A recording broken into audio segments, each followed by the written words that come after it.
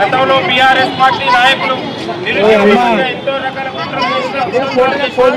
తెలంగాణ యువత మాత్రం పట్టించుకోలేదు. బీఆర్ఎస్ బీజేపీ కుట్రను గుర్తుకొచ్చింది. ఇవాళ ప్రజా పాలనతోనే ప్రజా ప్రభుత్వంతోనే నిరుద్యోగులకు ఉద్యోగాలు సాధ్యమని ఇవాళ మన ముఖ్యమంత్రి రేవంత్ రెడ్డి గారు నిరూపించారు.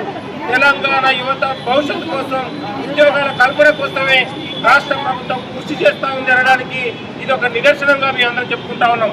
మాతో పాటు ఎన్నో వేదికల మీద ఎన్నో సమస్యలని ప్రభుత్వం దృష్టికి తీసుకొచ్చే దగ్గర మన గ్రంథాలయ చైర్మన్ ఇవాళ రియాజ్ గారు, పల్మూరు వెంకట్ గారు, అద్దంకి దయాకర్ గారు, ఇట్లా అనేక మంది ప్రభుత్వానికి మధ్యవర్తిలో ఉండి మేము నిరుద్యోగుల పక్షాన ఏ చిన్న సమస్య వచ్చినా కూడా ఇవాళ ప్రభుత్వానికి చేరవేసి ప్రభుత్వం అత్యంత సానుకూలంగా యువత భవిష్యత్తు కోసమే పాటుపడుతుందనడానికి ఈరోజు చాలా ధన్యవాదాలు ముఖ్యమంత్రి గారికి.